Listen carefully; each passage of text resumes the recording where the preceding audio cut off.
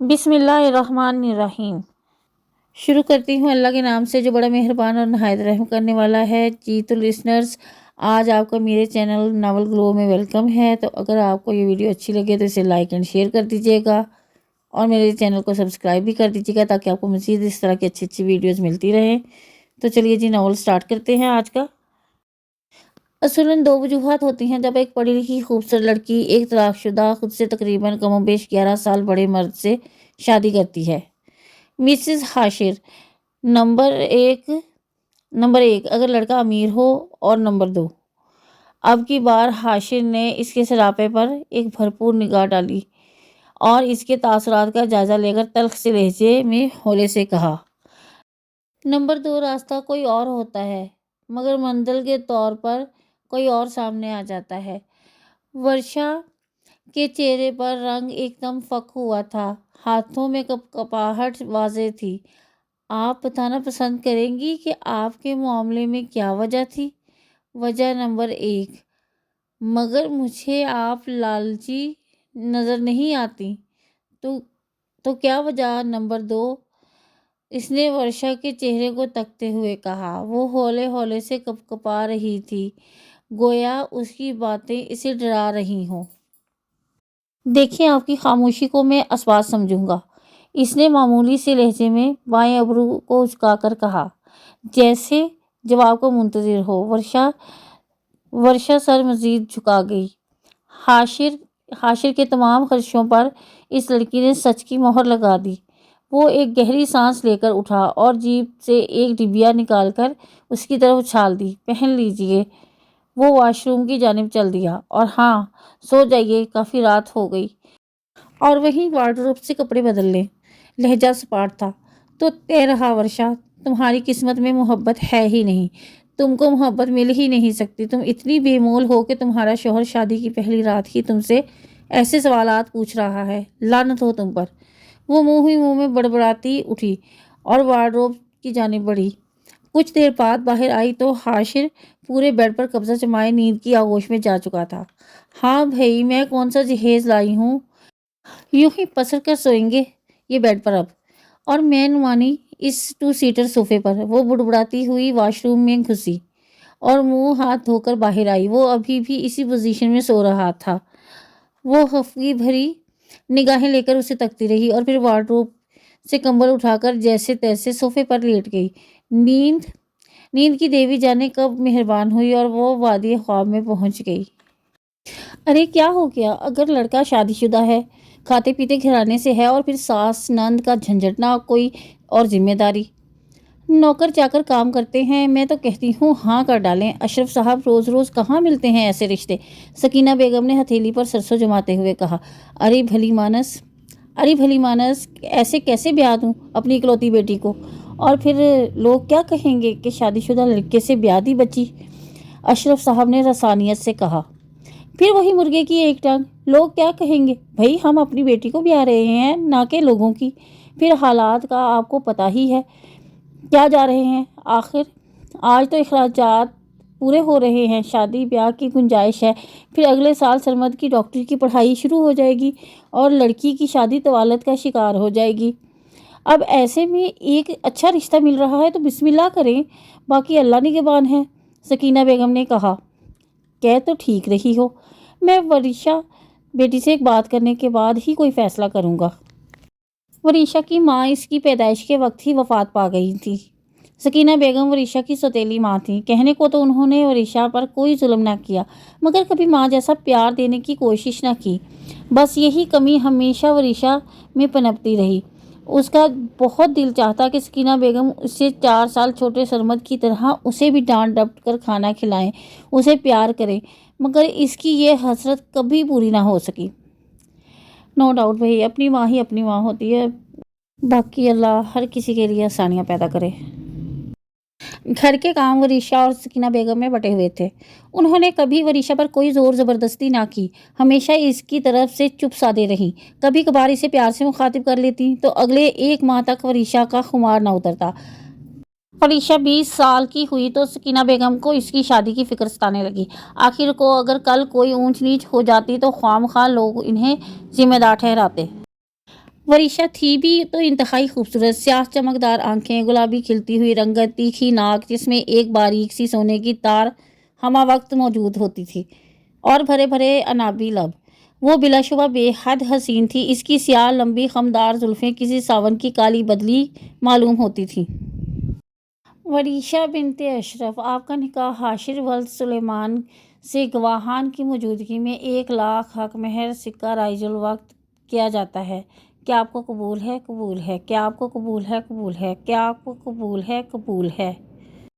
वो अपने तमाम जुमले हकूक उस शख्स के नाम कर चुकी थी जिसकी एक झलक भी अभी तक उसने नहीं देखी थी। रुखसती के वक्त वो बाबा और सनमद के गले लगकर फूट फूट कर रोई। उसने नम आंखों से सकीना बेगम की तरफ देखा, जो दुपट्टे के पल्लू में मुंह जो दुपट्टे के पल्लू से मुंह नहीं आंखें जो दुपट्टे के पल्लू से आंखें साफ कर रही थी। इसके दिल में टीस सी उठी कि सकीना बेगम आगे बढ़ें और इसे गले लगाएं, मगर वो ये हसरत दिल ही में लेकर वहाँ से रुखसत हुई। मगर वो ये हसरत दिल ही में लेके वहाँ से रुखसत हुई। शहद रंग आंखें बेजारी से ये मंजर देख रही थीं। अगली सुबह वो उठी तो सामने वाल क्लॉक पर नज़र पड़ते ही चौंक गई। दिन के 11 बज रहे थे। उफ! उसने सर पर हाथ मारा। सकीना अम्मी फजर के वक्त उठा देती थी, मगर यहाँ अब कौन उठाया करेगा? उसकी आंखें फिर से नम हुईं। आप भले से मुझसे मोहब्बत ना करें अम्मी, मगर मैं आपसे मोहब्बत करना नहीं छोड़ सकती। उसने आंखों में आने वाले आंसुओं को पीछे धकेला। वो उठी और मुंह हाथ धोकर कमरे से बाहर आ गई। इतना बड़ा और खूबसूरत घर तो उसने अब तक बस फिल्मों और ड्रामों में ही देखा था। ये मेरा घर है, वो मुतहैयर सी बोली। भाई, जब शौहर ही मेरा नहीं तो घर काहे का होगा मेरा? इसने खुद ही अपने आप को सरजनिश की और अपने ही सर पर हल्की सी चपत रसीद की। फिर कुछ सोचकर सीढ़ियां उतर गई। सामने ही उधेड़ उम्र मुलाजमा आती दिखाई दी। अरे बीबी जी, उठ गई आप? साहब कहकर गए थे कि जब आप उठें तो नाश्ता बना दूँ आपको। क्या खाएंगी आप? मुलाजमा ने शाइस्तगी से कहा। खाला, पहले ये बताएं कि रात जो मेहमान थे वो कहाँ चले गए? नुदरत भाभी, जो इनके दोस्त की बीवी थी, सलमा आंटी, और अब ये खुद कहाँ गए? उसने हैरत से पूछा। अरे बीबी जी, वो तो सब मेहमान रात में ही चले गए थे। बड़ी बीबी यही हैं, नाश्ता करके अपने कमरे में आराम कर रही हैं, और साहब जी तो दफ्तर गए हैं, मुलाजमा ने जवाब दिया। अच्छा चले, मुझे सलमा आंटी के कमरे का बता दे और नाश्ता वहीं करूंगी। एक अदद हल्का सा सैंडविच ले आइएगा और कॉफ़ी का बड़े वाला मग। उसने मुस्कुराकर कहा। जी बेहतर। वो सामने से दाएं हाथ जाएं, कॉरिडोर के आगे पहला कमरा गेस्ट रूम है, वहीं रुकी हैं वो, मुलाजमा ने समझाया। अच्छा, वो मुस्कुराते हुए बढ़ गई। सलमा हाशिर की खाला थी और हाशिर की शादी इन्हीं ने करवाई थी। यानी तय है, मुझे जो मिलेगा मिलावट शुदा मिलेगा। मेरा किसी के खालिस जज्बात पर कोई हक नहीं। पहले इरसा और अब वरीशा। इरसा वो औरत थी जिसके लिए मुझसे ज़्यादा इसकी सोशल एक्टिविटीज़, इसके मर्द दोस्त ज़रूरी थे। वो औरत थी जिसको बाबा ने अपने बिजनेस के सिलसिले में प्रॉफिट हासिल करने के लिए मुझ पर मुसल्लत कर दिया। एक डील थी इरसा। वो खटखट करता मुसलसल लैपटॉप पर टाइप करता जा रहा था। इसकी 3 साल रफ़ाकत में एक पल भी मुझे सुकून का नसीब नहीं हुआ। बल्कि रफ़ाकत एक गलत लफ्ज़ है। 3 साल अजाब, और अजाब में सुकून कहाँ होता है? एक मर्द के लिए इससे बड़ा अजाब क्या होगा कि उसकी बीवी एक गैर मर्द की बाहों में झूल रही हो और वो सामने बेबस खड़ा देख रहा हो। वो मुसलसल टाइप करता जा रहा था। उसके जहन में इरसा के कहे गए अल्फाज गूंजने लगे। देखो हाशिर, मैं उमैर से बहुत मोहब्बत करने लगी हूँ। तुम और मैं 2 अलग अलग किनारे हैं जो साथ चल तो सकेंगे मगर मिल नहीं पाएंगे। क्या फ़ायदा इस लाहासिल सफ़र का? तुम एक बहुत अच्छे इंसान हो। यकीनन कोई भी औरत तुम्हारा साथ पाकर खुशनसीब कहलवा सकती है, मगर मैं नहीं। हम एक जैसे नहीं हैं हाशिर। जो चीज़ें तुम्हें गलत लगती हैं वो मेरा लाइफ स्टाइल है। छोड़ दो मुझे। इरसा मुख्तसर सी रेड कलर की स्लीवलेस टॉप में और जीन्स में मलबूस उसके सामने खड़ी थी। हाशिर को लगा उसका एक एक लफ्ज़ दुरुस्त है, और वैसे भी अब तक वो ये रिश्ता पापा के कहने पर निभा रहा था, मगर अंदर कहीं इसके दिल में भी यही सब पिनप रहा था।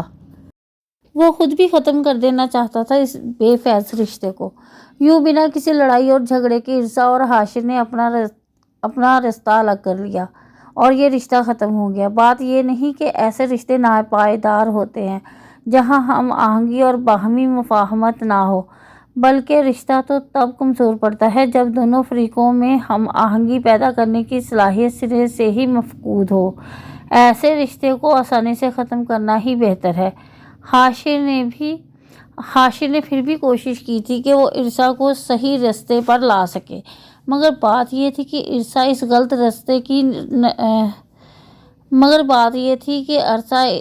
غلط رشتے کی رنگینیوں میں کھو چکی تھی۔ وہ صحیح رستے پر آنا ہی نہیں چاہتی تھی۔ وہ 28 سالہ ایک ناسمجھ عورت تھی۔ عموماً 17-18 برس کی عمر میں لڑکیوں میں گمراہ ہونے کا مادہ جوش پر ہوتا ہے، مگر 28 سالہ پختہ ذہن کی مالک عورت بھی اکثر و بیشتر وہی غلطیاں کر بیٹھتی ہے جو اس نے 17-18 سال کی عمر میں بھی نہیں کی ہوتی۔ کیا کچھ تھا اس کے پاس؟ ہر شے تھی، شوہر، گھر بار، پیسہ، ہر آسائش۔ ایک حلال رشتے میں موجود خوشی کو وہ محسوس کرنا ہی نہیں چاہتی تھی۔ کسی غیر مرد کے بستر کی زینت بنی عورت کو کون مرد برداشت کرتا ہے؟ انہیں تو وہی غیر مرد بھی حلال رشتے کے لیے قبول نہیں کرتا جس کے لیے وہ اپنی عزت لٹاتی ہے۔ حاشر کا ظرف بہت بڑا تھا کہ اپنی راتیں گھر سے باہر گزارنے والی عورت کو اس نے 3 سال تک اپنی زندگی میں شامل رکھا۔ اس عورت کو جو گھر سے باہر رات گزارنے کو پارٹی کا نام دیتی تھی، اب وہ عورت جاتے جاتے حاشر کے بڑے دل اور بڑے ظرف کو نسبتاً چھوٹا کر گئی تھی۔ اب وہ کسی ایسے رشتے میں بندھنا چاہتا تو تھا، مگر اندر ہی اندر عورت کا یہ روپ اس کے ذہن سے چپک کر رہ گیا تھا۔ وریشا، اس نے زیر لب نام دہرایا اور چیئر کی پشت سے سر ٹکا کر آنکھیں موند لیں۔ سلیمان، حاشر کب تک یوں ہی تنہا رہے گا؟ 5 سال ہو گئے اس کی طلاق کو۔ اتنا وقت بہت ہوتا ہے، اب میرے خیال میں اس کو شادی کر لینی چاہیے، سلمیٰ بیگم نے اپنے بہنوئی سلیمان صاحب سے کہا۔ سلمیٰ آپا، میں تو 1-2 بار سنجیدگی سے حاشر کو یہ معاملہ سمجھانے کی کوشش کر چکا ہوں، مگر وہ راضی ہی نہیں ہے۔ وہ کہتا ہے کہ اب اس کے اندر ایسا کوئی رشتہ نبھانے کی گنجائش نہیں۔ سلیمان صاحب نے اصل مدعا بیان کیا۔ بھئی سمجھنا چاہیے، اب ہر کوئی لڑکی عرصہ تو نہیں ہوتی نا۔ حاشر کی ماں ہوتی تو وہ یہ کام خود کرتی، مگر بہن کے بعد حاشر کا گھر بسانا اب میری ذمہ داری ہے۔ اگر عرصہ کی دفعہ آپ نے زبردستی نہ کی ہوتی تو میں ایسی لڑکی کو اپنے حاشر کی دلہن کبھی نہ بناتی، مگر آپ کے لیے بیٹے سے زیادہ بزنس ڈیل کی ضروری تھی۔ نہ چاہتے ہوئے بھی سلمیٰ بیگم کا لہجہ تلخ ہو گیا۔ بس آپا، کبھی کبھی انسان بہت مفاد پرست ہو جاتا ہے۔ عرصہ کے باپ نے اس ڈیل کے لیے ڈھکے چھپے لفظوں میں یہی شرط رکھی تھی، اور ان دنوں بزنس کی حالت بہت خراب تھی، سو مجھے یہی بہتر لگا۔ مگر اب سوچتا ہوں کہ میں نے اپنے بیٹے کی زندگی برباد کر دی۔ اب اسے سمجھانا چاہوں بھی تو وہ بات ٹال دیتا ہے۔ 1-2 بزنس پارٹنرز کی بچیاں ہیں میری نظر میں۔ سلیمان صاحب نے چائے کا مگ منہ سے لگایا۔ رہنے دیں، اب یہ کام میں خود ہی کر لوں گی۔ جس کلاس کی لڑکیاں آپ کی نظر میں ہیں وہ عرصہ سے مختلف نہیں ہوں گی۔ میری سمجھ میں تو یہ آ رہا ہے کہ ہم حاشر کی دلہن کسی مڈل کلاس فیملی سے لائیں۔ ایسی لڑکیاں عموماً شوہر کی وفادار ثابت ہوتی ہیں۔ صالحہ کی ایک سہیلی ہوا کرتی تھی، سکینہ۔ سلمیٰ بیگم نے چھوٹی بہن کا نام لیا۔ اس کی بیٹی ہے میری نظر میں۔ کیا بھلا سا نام ہے اس کا؟ سلمیٰ بیگم نے لمحے بھر کے لیے سوچا۔ ہاں، وریشا ماشاءاللہ بہت پیاری بچی ہے۔ صالحہ کی چھوٹی بہن انسا کی شادی میں ملاقات ہوئی تھی، گریجویشن کیا ہے بس۔ معصوم اور بھولی بھالی سی بچی ہے۔ پھر سکینہ اس کی سوتیلی ماں ہے۔ تربیت بھی یقیناً سخت ہی کی ہوگی۔ مجھے تو اسے دیکھتے ہی اپنے حاشر کا خیال آیا۔ عین حاشر کے جوڑ کی ہے شکل و صورت سے۔ ایسی لڑکیاں اچھی بیوی اور بہو ثابت ہوتی ہیں۔ میں نے سوچا آپ سے بات کر کے یہ معاملہ طے کروں۔ ویسے بھی یہاں بس مزید 1 ماہ کے لیے ہوں پاکستان میں صرف 1 ماہ کے لیے ہوں۔ سفید پوش لوگ ہیں، جلد نکاح کر کے رخصت کر دیں گے۔ سلمیٰ بیگم نے پورے لائحہ عمل ترتیب دیا۔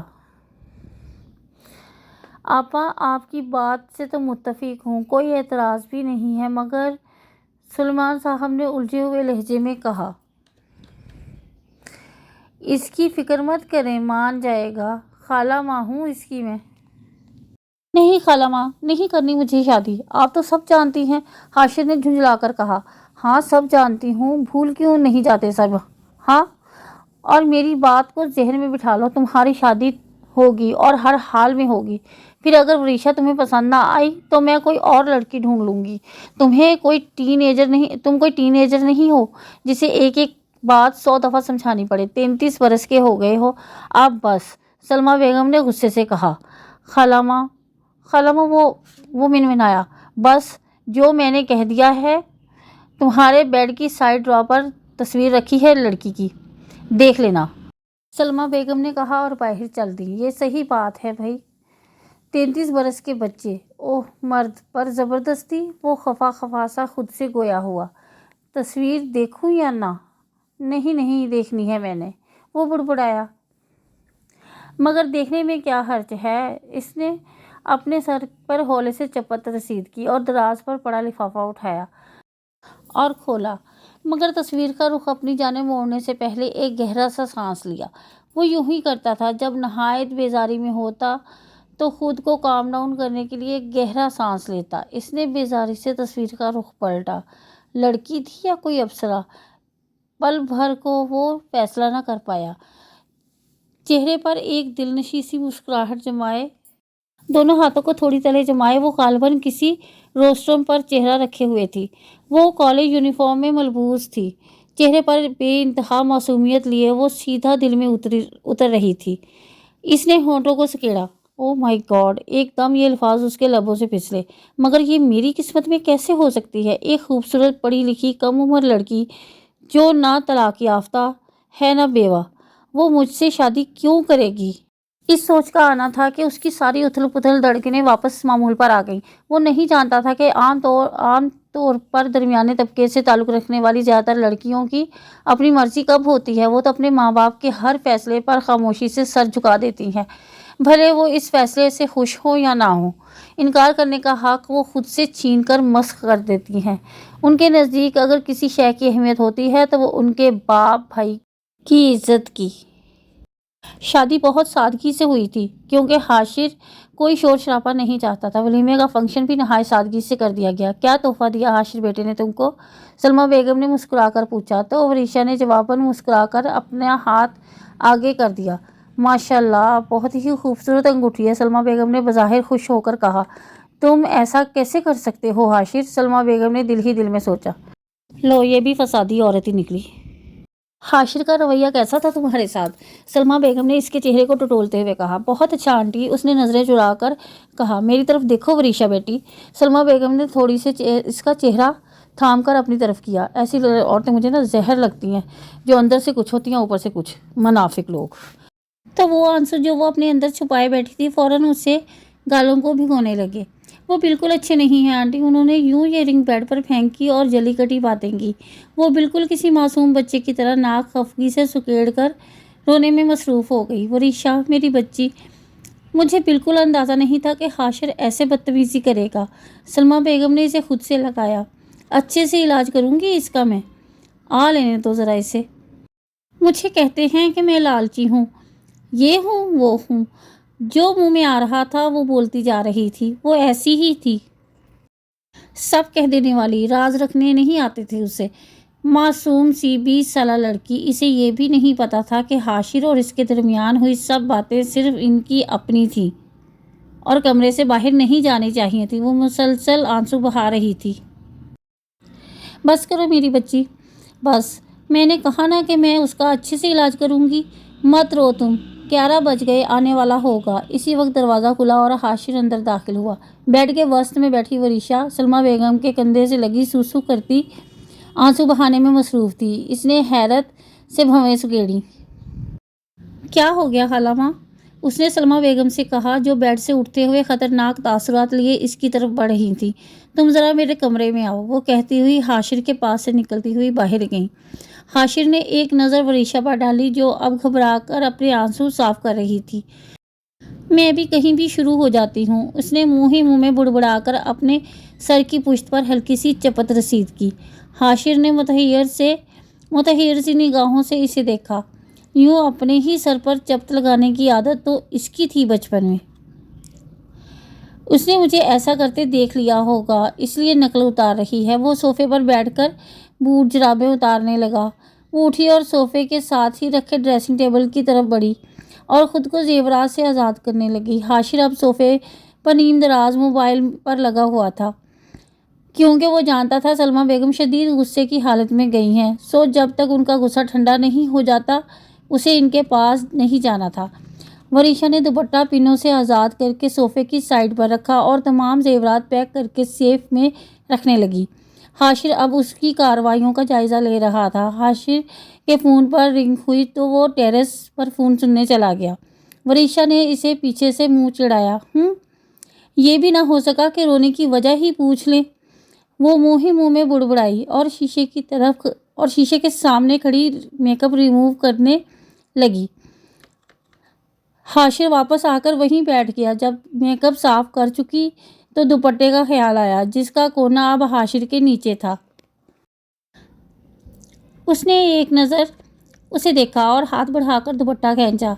हाशिर इसकी कार्रवाई से वाकिफ था, मगर टच से मस ना हुआ, जैसे मोबाइल में मसरूफ़ होकर इर्द गिर्द को भूल गया हो। जाने किस निगोड़ी से मैसेजेस पर बात फरमा रहे हैं, वो आदतन बुड़बुड़ाई।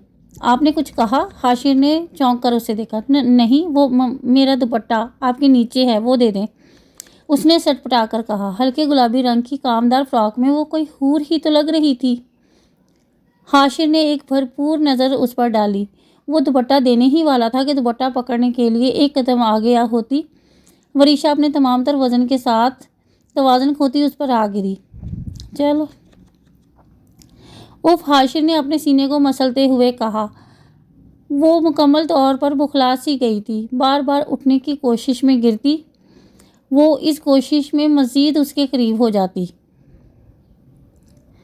हाशिर ने किसी फसूह के आलम में उसके चेहरे पर आती लटों को पीछे करता गोया हुआ। मोहतरमा वरीशा साहिबा, ये कौन सा तरीका है दुपट्टा लेने का? हाँ, मैं तो वैसे भी देने ही वाला था, गिरने की क्या ज़रूरत थी? वो मुस्कुराहट दबाता हुआ गोया हुआ। वो मैं खुद ही नहीं गिरी, आपने गिराया है। वो सिर्फ पड़ते चेहरे के साथ बोली। मैंने गिराया है? वो मासूमियत से बोला। चलो ठीक है, मैंने गिराया, अब नहीं उठने दूंगा, वो शरारती लहजे में बोला। देखें, शराफत का मुजाहिरा करते हुए मुझे छोड़े और जाने दें, वरना मैं इससे आगे बात बंद ना पड़ी। तो वो खामोश हो गई। वरना तुम क्या? वो इसकी नाक में मौजूद बारीक सी तार को अपनी शहादत की उंगली से नरमी से छूता हुआ बोला। मैं सलमा आंटी को आवाज़ दे दूंगी। वरीशा ने उसकी वारफ्तगियों से बचने के लिए मुंह उसी के सीने में छुपा लिया। कमरे में हाशिर का कहकहा गूंजा।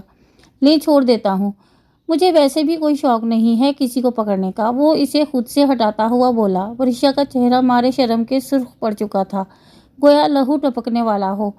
हाशिर ने दुपट्टा उसे पकड़ाया, जिसे थाम कर वो भागते हुए वार्डरोब में बंद हो गई। हाशिर ने अपने सर पर हौले से चपत रसीद की और आंखें मूंद कर सोफे की पुश्त से टेक लगा ली। क्या कर रहे हो हाशिर? वो लड़की अपने दिल में किसी और को बसाए हुए है और तुम इसे ज़बरदस्ती अपना बनाना चाहते हो। एक मनफी सोच उसके दिमाग में आई और दिल की हर धड़कन को मामूल पर ले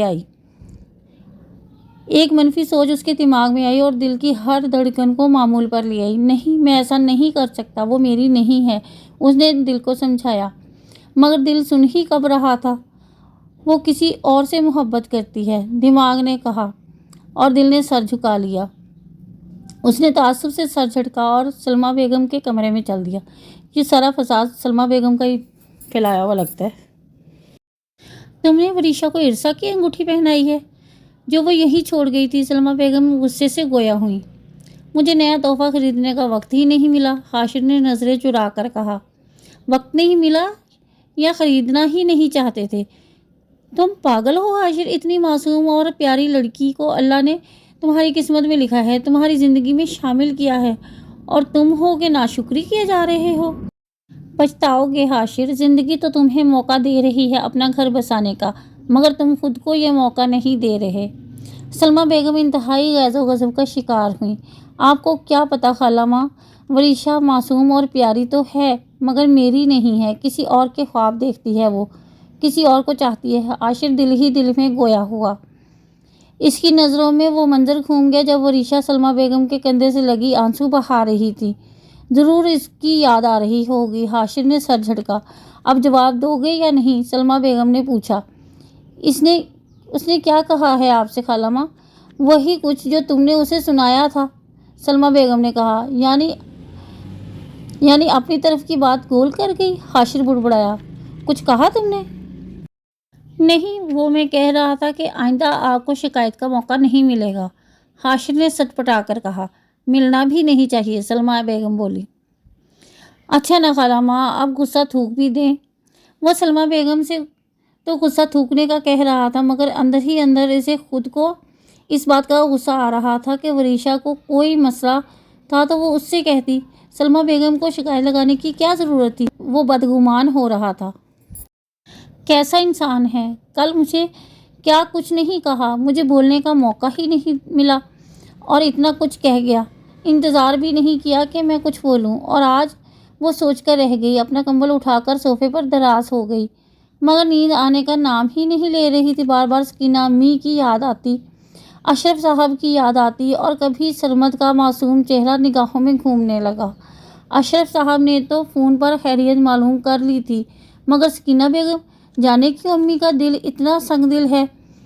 اتنے سال تک تو انسان کو پالتو جانور سے انسیت ہو جاتی ہے، پھر میں تو انسان ہوں، سوتیلی ہی صحیح مگر بیٹی تو ہوں نا۔ اس کہانی میں نا دو لوگ ہیں جو ویلن ہو سکتے ہیں، ایک وہ حاشر کی خالہ ماں اور ایک اس کی سوتیلی ماں۔ اب دیکھتے ہیں دونوں میں سے کون ویلن ہے اس میں۔ وہ بے آواز رونے لگی جب ہی حاشر کمرے میں داخل ہوا۔ چینج کرنے کے بعد بیڈ پر دراز ہو گیا اور کمبل منہ تک اوڑھ لیا۔ ورشا کے رونے کی آواز اسے مسلسل ڈسٹرب کر رہی تھی۔ کیوں رو رہی ہو ورشا؟ اس نے کمبل سے چہرہ نکال کر یوں ہی لیٹے لیٹے پوچھا۔ نصیب پھوٹ گئے ہیں میرے، اس لیے رو رہی ہوں۔ آپ سے مطلب؟ کیوں بلکہ نہیں، اب نہیں پھوٹیں گے، جس دن سے پیدا ہوئی ہوں اس دن سے پھوٹے ہوئے ہیں۔ وہ بھرائی ہوئی آواز میں بنا سوچے سمجھے بولی تھی۔ ہاں تو نہیں کرنی تھی نا شادی؟ اب اگر اتنی ہی یاد آ رہی ہے کسی کی، وہ منہ بسور کر کہتا پھر سے کمبل میں گھس گیا۔ ہاں، وہ کیوں رو رہی تھی اور وہ کیا سمجھا تھا؟ پھاڑ میں جائیں آپ!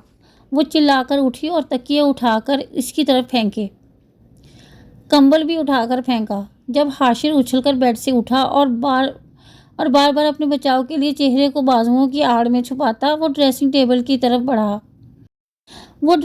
کی طرف بڑھی اور جو چیز ہاتھ میں آتی جا رہی تھی وہ اٹھا کر مارتی جا رہی تھی۔ ورشا، رکو، سنو تو کہ کیا ہوا؟ سوری، میں نے کیا کہا؟ مگر وہ سن کہاں رہی تھی، بس چیزیں پٹکتی جا رہی تھی۔ رات کے 12 بج رہے تھے۔ سلمیٰ بیگم کا کمرہ نیچے تھا، ورنہ سب آوازیں بآسانی ان تک پہنچ جاتی۔ جب ورشا تھک گئی تو دروازہ کھول کر ٹیرس پر چلی گئی۔ وہ منڈیر پر دونوں ہاتھ جمائے گہرے گہرے سانس لے رہی تھی، آنکھوں میں بے بسی کے آنسو رواں تھے۔ کیا ہو گیا ہے اس لڑکی کو؟ حاشر نے بیڈ کے نیچے سے نکلتے ہوئے کہا۔ وہ 33 سال کا مرد جسے اس لڑکی نے بری طرح پیٹ کر رکھ دیا تھا، ماتھے پر پرفیوم کی بوتل لگنے سے خون نکل رہا تھا۔ یا وحشت! خالہ ماں کس پاگل خانے سے اٹھا کر لائی ہیں تمہیں؟ حاشر نے اسے کندھوں سے تھام کر اس کا رخ اپنی جانب کیا تو وہ رو رہی تھی۔ اس کا پورا وجود ہچکیوں کی زد میں تھا۔ یا خدا، یہ لڑکی پاگل کر دے گی مجھے۔ یار، پٹائی تم نے میری کی ہے، رو کیوں رہی ہو؟ حاشر نے آہستہ سے اسے اپنے کندھے سے لگایا۔ آپ بہت گھٹیا انسان ہیں، وہ اس کی شرٹ کو مٹھیوں میں بھینچے ہوئے روتے ہوئے کہہ رہی تھی۔ اچھا ٹھیک ہے، میں ہوں۔ حاشر نے مسکرا کر اس کا سر سہلایا تھا۔ بے حد، ورشا نے کہا۔ ہاں، بے حد۔ وہ پھر سے مسکرایا۔ آپ نے کل بہت بری باتیں کی۔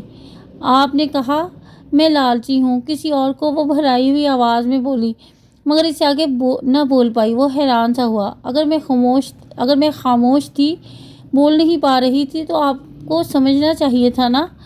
آپ نے مجھے غلط کیوں سمجھا؟ اس کے آنسو میں مزید روانی آ گئی۔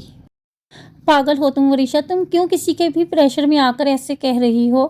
دیکھو، میں کچھ نہیں کہوں گا تمہیں، چند دن گزر جانے دو، پھر ہم بنا کسی لڑائی جھگڑے کے یہ رشتہ ختم اس سے پہلے کہ وہ کچھ کہتا وریشا نے اسے خود سے الگ کر کے زور سے پیچھے کو دھکا دیا۔ اپنے کمرے میں جا کر ٹیرس والے دروازے کو کنڈی لگا دی۔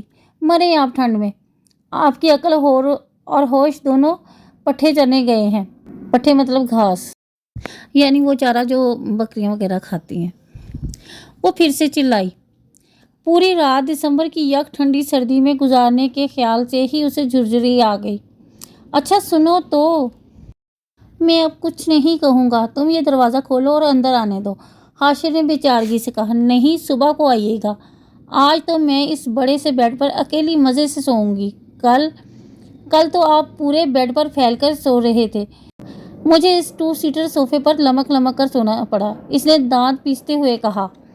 اچھا میری ماں، میں صوفے پر سو جاؤں گا، مگر اتنی ٹھنڈ میں یہاں، وہ لہجے میں ہر درجے بے چارگی سمو کر بولا۔ ماں، ہاں ماں سے یاد آیا، میں تو امی کو یاد کر کے رو رہی تھی، اور آپ نے استغفار، واہیات سوچ ہے آپ کی، اس نے کہا۔ اس نے جلدر دروازے کی دوسری طرف کھڑے حاشر کو دیکھ کر کہا، اور دفتن چونکی۔ حاشر کے سر سے مسلسل خون بہہ رہا تھا۔ اس نے فوراً دروازہ کھولا۔ آپ نے بتایا کیوں نہیں آپ کو چوٹ لگی ہے؟ وہ اس کا ہاتھ تھام کر اسے صوفے تک لائی اور بٹھایا۔ فرسٹ ایڈ باکس کدھر ہے؟ اس نے پریشانی سے پوچھا۔ وہ سامنے ڈرار میں، حاشر نے خفگی سے منہ موڑ کر کہا۔ وہ فٹافٹ سے باکس لائی اور اس کے پاس کھڑی ہو کر جھک کے زخم صاف کرنے لگی۔ کانچ لگنے کی وجہ سے ایسا ہوا تھا، سچ شکر کہ معمولی زخم تھا۔ وہ نہایت دلچسپی سے اسے دیکھ رہا تھا۔ وہ ہونٹوں کو سکیڑے، روئی پر پائیوڈین لگا کر زخم کو صاف کرنے میں پوری طرح ماہر تھی۔ حاشر نے آنکھیں موند لیں اور اس احساس کو محسوس کرنے لگا جو اس کے اس طرح اپنی پرواہ کرنے پر اسے محسوس ہو رہا تھا۔ اسے یاد آیا جب 6 سال پہلے اس کا ایکسیڈنٹ ہوا تھا تو ارسا گھڑی بھر کو ہسپتال گئی اور پھر مصروفیت کا بہانہ کر کے چلی گئی۔ بھلا شوہر سے بڑھ کر کیا مصروفیت ہو سکتی تھی؟ وہ نہ چاہتے ہوئے بھی ارسا اور وریشا کا موازنہ کر بیٹھا۔ وریشا سنی پلاس لگانے لگی تو اس کو درد کا احساس ہوا، پتہ نہیں ماتھے پر یا دل میں۔ I am so sorry Hashir, میں ایسی تو نہیں ہوں، میں نے یوں بھی کبھی کسی کو چوٹ نہیں پہنچائی، سرمد کے علاوہ۔ وہ بیچارہ بھی ایسے ہی زخمی ہوتا تھا۔ وہ اپنے حواس میں نہیں تھی۔ سوری، اس نے ہاتھ باندھ کر سامنے کھڑے ہو کر کہا۔ ایڈ باکس وہ سائڈ ٹیبل پر رکھ چکی تھی۔ یہاں بیٹھو۔ حاشر نے اس کا ہاتھ تھام کر اسے اپنے سامنے بٹھایا۔ تمہیں سوری کرنے کی ضرورت نہیں وریشا، غلطی میری تھی، بلکہ میری بھی نہیں تھی۔ ارسا نے جو کچھ بھی میرے ساتھ کیا، میں اندر سے شدید بدگمان تھا۔ جب میں نے پہلی بار تمہیں دیکھا، یعنی تمہاری تصویر دیکھی، تو شاید اسی وقت تم میرے دل کو چھو گئی تھی، مگر مجھے یقین نہیں ہو پا رہا تھا کہ تم میری قسمت میں لکھ دی گئی ہو۔ کل رات میں نے جو بھی تم سے پوچھا اور کہا وہ اس لیے تھا کیونکہ میں پھر سے وہی سب کچھ برداشت نہیں کرنا چاہتا تھا۔ مجھے وہ سب نہیں کہنا چاہیے تھا، اور جو ابھی کچھ دیر پہلے کہا اس کی سزا تو مل چکی، اس زخم کی صورت میں۔ کیا تم مجھے معاف کر دو گی؟ وہ مسکراتے ہوئے اس سے معافی طلب کر رہا تھا۔ وریشا نے اپنے دائیں ہاتھ سے اس کے چہرے کے ایک ایک نقش کو چھوا۔ سرخ و سفید رنگت، شہد رنگ آنکھیں جس میں ایک الوہی سی چمک تھی، مغرور انتہائی تیکھی ناک اور ہلکی ہلکی بڑی ہوئی شیو میں وہ سیدھا دل کو چھو رہا تھا۔ معاف کیا، اس نے مسکرا کر کہا اور اس کے کندھے سے سر ٹکا دیا۔ حاشر نے اس کے سر پر اپنے لب رکھ دیے۔ چلیں ہم اپنے اندازے لگاتے رہ گئے، اور یہاں پر وجہ تنازع جو تھی وہ ارسا بیگم بنی ہوئی تھی۔ اچھا یہ بتاؤ، تمہیں مجھ سے محبت ہے وریشا؟ حاشر نے یوں ہی بے وجہ پوچھا۔ ایک ہی دن میں؟ ابھی تو کل شادی ہوئی، مجھے نہیں پتا، وریشا نے ہولے سے کہا۔ میری بھی تو کل ہی شادی ہوئی، مجھے تو ہو گئی محبت، اور آج ہی ہوئی، وہ حیرانگی سے بولا۔ وہ منہ ہاتھ پر رکھ کر اچانک ہنسی۔ ایک شعر یاد آیا ہے عالیجا، کہیں تو عرض کروں؟ وریشا نے آنکھوں میں شرارت لیے کہا۔ جی ضرور، حاشر نے اس کے بال سہلاتے ہوئے کہا۔ وہ ہنوز اس کے کندھے سے سر ٹکائے ہوئے تھی۔ محبت مجھے ان جوانوں سے ہے، وریشا نے ایک ادا سے کہا۔ اقبال، اس وقت نہیں وریشا، کوئی غالب کا شعر سناؤ نا، حاشر نے جھنجھلا کر اس کے بال بگاڑتے ہوئے کہا۔ پورا تو سن لیں۔ وہ ناراضگی سے گویا ہوئی۔ اچھا سناؤ۔ محبت مجھے ان جوانوں سے ہے، وریشا نے سر اٹھا کر اس کی آنکھوں میں شرارت سے دیکھا، جو کھاتے پیتے گھرانوں سے ہے۔ شعر کا مکمل ہونا تھا کہ حاشر کا فلک شگاف قہقہا بلند ہوا۔ کوئی حال نہیں ہے تمہارا، وہ ہنستے ہنستے بولا اور اس کے سر پر چپت رسید کی۔ اچھا ہے نا، میں نے بنایا۔ وہ ہنستی ہوئی گویا ہوئی۔ بہت اچھا ہے جناب۔ کل امی کے یہاں جانا ہے مجھے، آج بہت یاد آئی ان کی۔ وہ اداس ہوتی ہوئی بولی۔ کل لے چلوں گا، حاشر نے کہا۔ وعدہ؟ وریشا نے کہا۔ ہاں بابا وعدہ۔ حاشر نے مسکرا کر اس کا ہاتھ تھاما اور اسے قریب کر کے ہولے سے اپنا پسندیدہ گانا گنگنانے لگا۔ باہوں میں چلے آؤ، ہم سے صنم کیا پردہ، یہ آج کا نہیں ملن، یہ سنگ ہے عمر بھر کا۔ سکینہ بیگم وریشا کو دل سے بیٹی مان کر گلے لگا چکی تھی۔ وریشا اور حاشر کی شادی کو 2 برس ہو چکے تھے۔ اللہ نے انہیں ایک پیاری سی بیٹی سے نوازا تھا۔ حاشر کے دوست کی شادی تھی، جس میں جانے کے لیے وریشا آئینے کے سامنے کھڑی تیار ہو رہی تھی۔ وہ ڈل گولڈن کلر کا کام والا سوٹ پہنے ہوئے تھی، اس پر ہر رنگ ہی جچتا تھا۔ وہ جو پہن لیتی اچھی ہی لگتی۔ چلیں؟ حاشر نے وریشا سے پوچھا، جو خود پر پرفیوم کا چھڑکاؤ کر رہی تھی۔ ہاں چلیں۔ وہ مسکراتے ہوئے بیبی کارٹ کی طرف بڑھی اور اس میں سے 2 ماہ کی اریحا کو گود میں اٹھایا۔ ویسے کچھ سوچ رہا ہوں میں وریشا۔ حاشم نے اس کے ہاتھ سے اریحا کو لے کر پیار کیا اور واپس بیبی کارٹ میں رکھ کر وریشا کو خود سے قریب کیا۔ ابھی تو دیر ہو رہی تھی آپ کو اور اب آپ شروع ہو گئے؟ وہ ناک سکیڑ کر بولی۔ دیر؟ میں سوچ رہا ہوں افق سے معذرت کر لوں اور شادی پر جائیں ہی نا۔ اس نے اس کے چہرے پر آتی لٹوں کو پیچھے کر کے اس کی پیشانی پر نہایت محبت سے ایک مہر ثبت کی۔ جی نہیں، 1 گھنٹہ لگا کر تیار ہوئی ہوں، جانا تو ہر حال میں ہے، وہ اسے پیچھے کرتے ہوئے بولی اور اریحا کو گود میں اٹھایا۔ کیا یار، وہ جھلا کر بولا اور پھر اسے چڑھانے کے لیے اپنا وہی پسندیدہ گانا شروع کر دیا۔ باہوں میں چلے آؤ صنم، ہم سے صنم کیا پردہ، یہ آج کا نہیں ملن، یہ سنگ ہے عمر بھر کا۔ کبھی کبھی کچھ تو کہو پیا ہم سے، کم کم آج تو کھل کے ملا کرو ہم سے۔ ہے رات اپنی جو تم ہو اپنے، کسی کا پھر ہمیں ڈر کیا، باہوں میں چلے آؤ، ہم سے صنم کیا پردہ۔ تو جی، اس کے ساتھ ہی یہ آج کا ناول ختم ہوتا ہے۔ اگر آپ کو یہ ناول پسند آئے تو میرے اس چینل کو سبسکرائب کر دیجیے گا اور کمنٹ باکس میں ضرور شیئر کیجیے گا کہ آپ کو یہ ناول کیسا لگا۔ تو چلیں جی، کل ایک نئے ناول کے ساتھ ملیں گے۔ اس کے ساتھ ہی اللہ حافظ۔